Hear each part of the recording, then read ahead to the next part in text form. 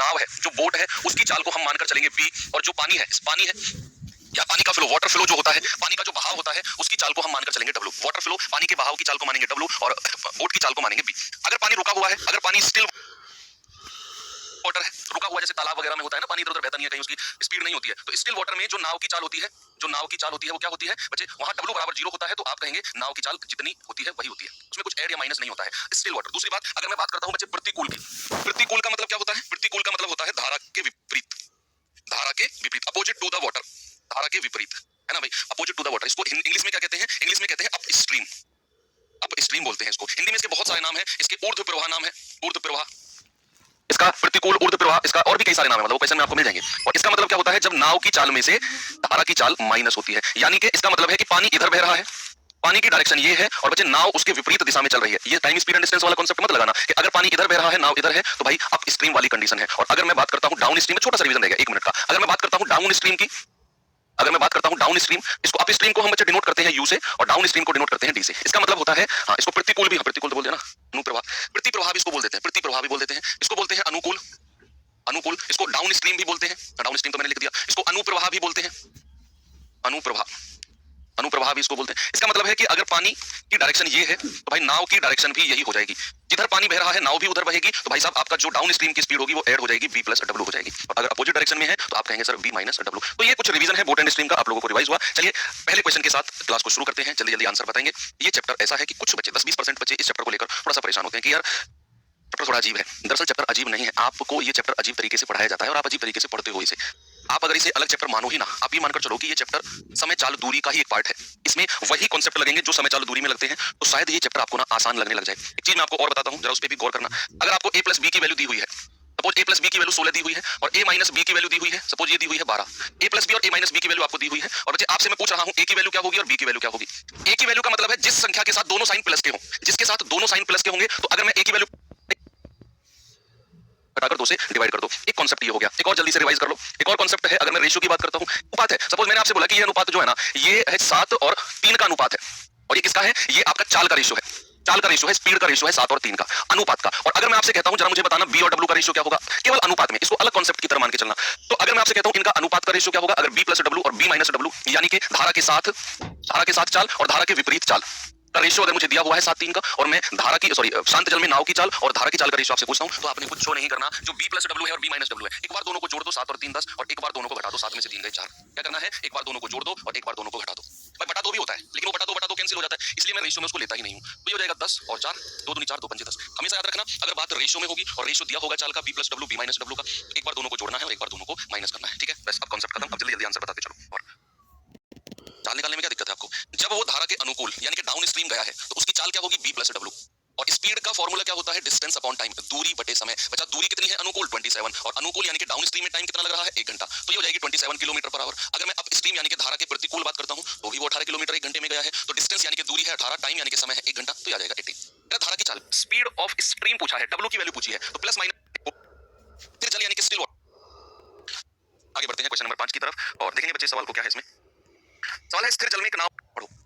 और अब मैं आपको बताता हूं कि ये सवाल इस तरीके से आसान बनेगा। सवाल ने क्या बोला है? सवाल ने बोला है कि भाई कोई पॉइंट है और यहां से यहां तक, समझना क्वेश्चन पढ़ा आपने, 30 किलोमीटर तक कोई नाव गई है धारा के साथ यानी कि b प्लस w गई है, और वापस अगर b प्लस w अगर गई है तो वापस क्या आएगी? b minus w।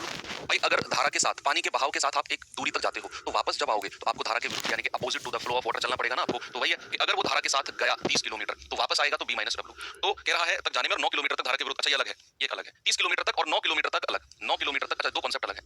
b minus w वो अलग कॉन्सेप्ट है, वो अलग सवाल ही अलग है जो मैं आपको कराऊंगा। कह रहा है कि 5 घंटे का समय लगता है, और उसने बोला यदि शांत जल में नाव की चाल धारा की चाल से 50% ज्यादा है, यानी कि b और w का रेशियो कितना है? b और w का। कह रहा है शांत जल में नाव की चाल धारा की चाल से 50% ज्यादा, धारा की चाल अगर 100 है तो नाव की चाल कितनी है बच्चे? 150, यानी कि 50 दूनी 100 और 50 दिया 150।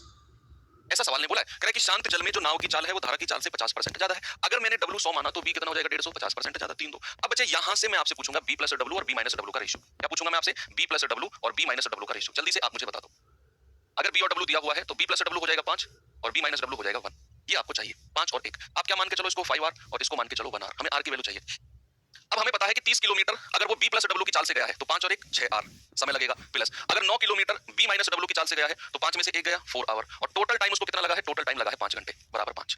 मैंने दोनों का समय निकाला अलग अलग। मैंने क्या निकाला? मैंने निकाला 30 बटे बी प्लस डब्ल्यू, 30 बटे बी प्लस डब्ल्यू यानी कि sorry 5 R, B plus W already मैं निकाल चुका हूं ना, बी प्लस डब्ल्यू तो 5 आर आएगा और बी माइनस डब्ल्यू कितना है 1 आवर, 1 आर, तो बी प्लस डब्ल्यू 5 आर और 9 किलोमीटर बी माइनस डब्ल्यू से गया है, तो 9 बटे 1 आर बराबर कितना है, टोटल उसे 5 घंटे लगे। यहां से आर की वैल्यू निकालो जल्दी से बच्चे, यहां से अगर आप आर की वैल्यू निकालोगे तो 5 30, नीचे आर बराबर है तो 9 और 6 15 बटे आर बराबर 5, तो 5 दिया 15, आर उधर चला जाएगा तो आर आ गया 3। अब आर अगर 3 आ गया, सवाल कह रहा है कि धारा की चाल क्या है, धारा की चाल आपसे पूछी है तो आप धारा की चाल भी निकाल दो, धारा की चाल कितनी है 2, तो 3 दूनी 6, भाई डब्ल्यू की वैल्यू चाहिए ना हमें, तो कितना हो जाएगा 3 दूनी 6, 1 यूनिट, आर की वैल्यू 3 है तो आपने यहां भी आर होगा यहां भी आर होगा, तभी तो 3 और 2 5 आर और 3 में से 2 गया 1 आर होगा। तो अगर हमें पता चल गया कि आर 3 आ गया तो 2 आर कितना हो जाएगा 3 दूनी 6, यानी कि धारा की चाल हो जाएगी 6 किलोमीटर पर आवर।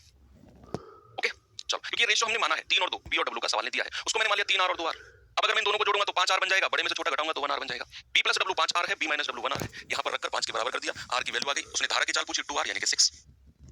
ओके चलो वेरी गुड। जाने में और धारा के प्रतिकूल 21 किलोमीटर आने में लगने वाला समय बराबर है, लगने वाला समय बराबर है, और अगर समय बराबर है तो जो रेशियो दूरी का होगा वही रेशियो किसका हो जाएगा, चाल का हो जाएगा, अगर समय बराबर है।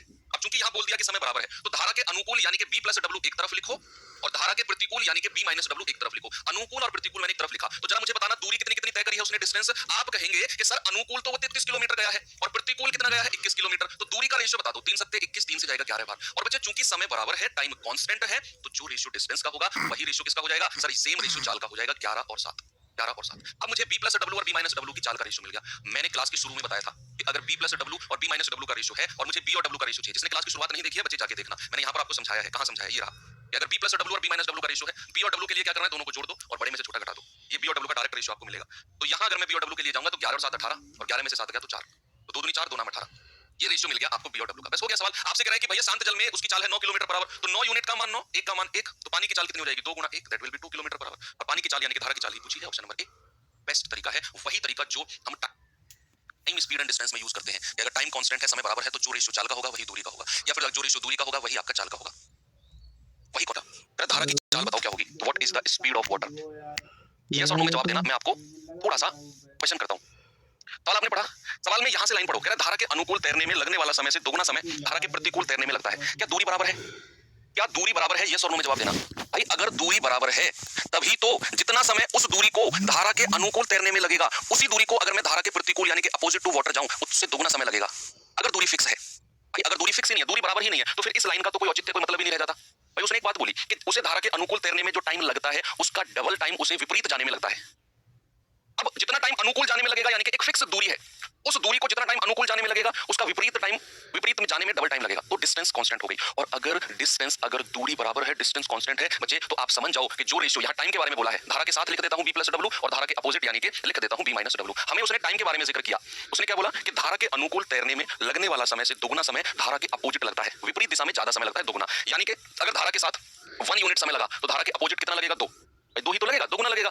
अब अगर ये टाइम का रेशियो है तो क्या आप मुझे बता सकते हैं स्पीड का रेशियो क्या हो जाएगा, अपोजिट हो जाएगा 2 1 हो जाएगा, 2 1 हो जाएगा। अब चाल का रेशियो आपको मिल गया, क्या मिल गया, चाल का रेशियो मिल गया। अब मैं आपसे कहता हूं बी और डब्ल्यू का रेशियो जल्दी से मुझे बता दो। आप कहेंगे बी प्लस डब्ल्यू और बी माइनस डब्ल्यू दिया हुआ है, तो बी और डब्ल्यू के लिए क्या करेंगे, दोनों को जोड़ दो 3 और बड़े में से छोटा घटा दो 1, बी और डब्ल्यू का रेशियो डायरेक्ट आ गया। अब आपको क्या दिया हुआ है, आपको दिया हुआ है स्थिर जल में नाव की चाल 14, 3 यूनिट का मतलब कितना है 14, 1 यूनिट का मतलब आएगा 14/3, और आपसे क्या कह रहा है धारा की चाल यानी कि 1 यूनिट का मान कितना आएगा 14/3। So simple. मैं कह रहा हूं ये क्वेश्चन का आंसर बुक में देखना, वो आधे बीच में सॉल्यूशन करके देगा आपको इस क्वेश्चन का, लेकिन अगर आपको कांसेप्ट पता है आपको क्या होगी। कह रहा है एक नदी 2 किलोमीटर पर आवर की चाल से, नदी का मतलब है आपको डब्ल्यू की वैल्यू दे रखी है, डब्ल्यू की वैल्यू कितनी है 2 kilometre per hour, 2 kilometre per hour. अब आपसे कह रहा है कि 10 घंटे में विपरीत दिशा में 40 किलोमीटर गई और बी से ए वापस